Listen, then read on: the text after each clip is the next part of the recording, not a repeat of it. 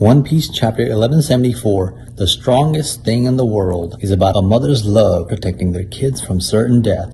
It's about the close relatives of the 10 Elbaph kids holding on to their family and falling with them into the underworld as an act of love. In the last chapter, the kids came close to the shore, and the God Knight's plan was near fruition, but their mothers and relatives got there too, along with Gert, Goldberg, Road, and the Dream Nightmare Nika. After the Gokoku sovereignty attack, the sleep-dead Nika came beaming towards Summers, and he had smacked the fake Nika into his ship, obliterating it in the process. This chapter begins right after this moment, with Summers realizing that he lost not only the ship, but also the sea clouds, leaving a big gaping hole for the kids to fall into and crash in the underworld. And with Gunko's arrows leading the kids there's no way for them to stop without getting herself to stop it. But of course, right now, her body is being controlled by Emu.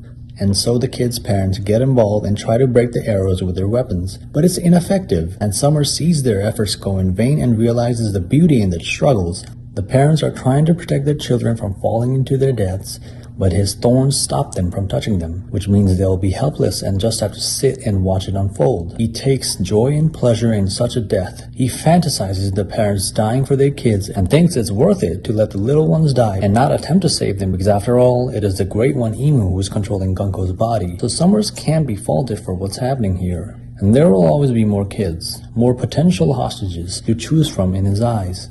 Summers tells the parents to yell out their loved ones' names and be as emotional as they can. He reveals the fate of the kids to everyone, and Omo, realizing this, says he can't just sit and watch as this is unfolding. He's willing to give up his arms if it means saving his grandkid. And we see Killingham's reaction to Summers going away from their plan, and he doesn't like it one bit. We then see almost bleeding hands after messing with Summers' thorns, and from this, the rest of the parents now realize that there is nothing they can do as long as Gunko's arrow is there guiding their kids.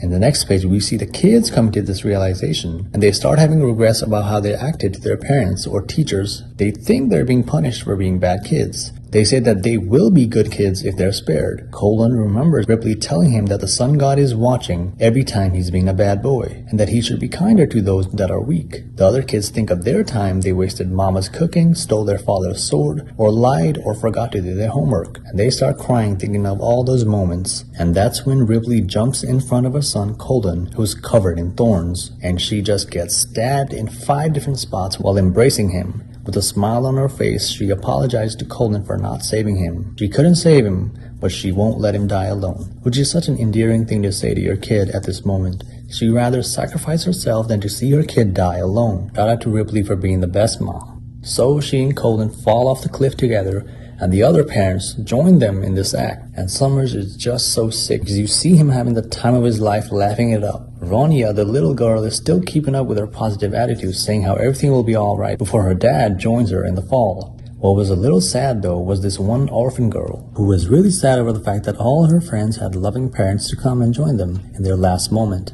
but she had no one. Is what she thought. But then we see Miss Ange saying she would fill in as the mother figure for Johanna, before seeing Ange jump and embrace her in her arms. We see a similar interaction between Rode and his brother, before he does the same as everyone else in joining his little one's fate. And of course, Summers continues to laugh at their faces as they're falling off one by one, saying how it could have been just 10 measly brats that had to die if they had just stood there and watched. But now there are 10 more fathers, mothers, brothers, and alike serving as martyrs for love, which perfectly suits his twisted sense of love. We've talked about Summers' rapt sense of love before in my previous videos. Ever since his introduction in Elbaph, he's acted like this. And even in the God Valley flashback, what he did to Shaki was in a similar vein. It's going to be incredibly satisfying to see him get beaten to a pulp by Sanji in the upcoming chapters. But then we see Colin and Ripley on the back of what looks like a dinosaur, and they're okay, with no injuries. And the same can be said about the rest of the kids and the parents that fell down. Luffy says that he used Gum Gum Tummy Cracker to absorb their impact from the fall. The Behemoth says that Luffy has to get off his back once they reach the Sun World, because Luffy is like, hey, it's not my fault the kids just started falling down on your back, because they were just passing by. But this giant dino then says he's a monster, and having Luffy on his back will just be a nuisance for him when he's trying to fight. Not only that, he's a destroyer, so once he starts squabbling up, he can't guarantee there won't be any collaterals. The weather in the Sun World starts to change and snow starts to fall, while thunder crashes the sky. Entire trees start rippling. The entire island starts shaking. The drums of liberation starts echoing. Jarul starts reciting an old prophecy. On an incredibly rare day when lightning and snow come together, a giant beast will cover the sky with his presence, and coupled with the sounds of drums of liberation, the sun god will appear. Summers looks absolutely flabbergasted, while Gunko stares at this behemoth with concern. Yes guys, it's Loki, in his dragon devil fruit form, and he's huge. I mean, just look at him. Loki's a dragon in all black, with streaky glowing eyes, and his true size is many times the nightmare demon Killingham created, which means that he's bordering Zunisha level. He's literally big as some islands in this world, and on top of his head is Luffy in his Gear 5 giant form, and Ragnar is right there alongside him. Now we know this is Luffy in his giant form because we know how big Ragnar is when base form Loki was holding him, so Luffy has to be relatively big in this panel too because he's right next to him. And think about what happened just a few panels ago. Luffy used his giant stomach to save the many giants that have fallen, and in front of Loki, we don't even see them because they're so small in comparison.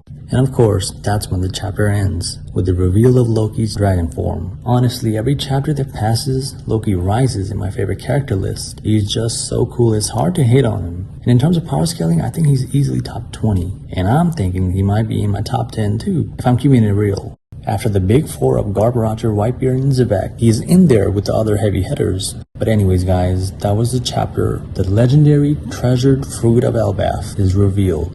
What did you think of it? And where do you rank Loki in your favorite character list and all-time ranks?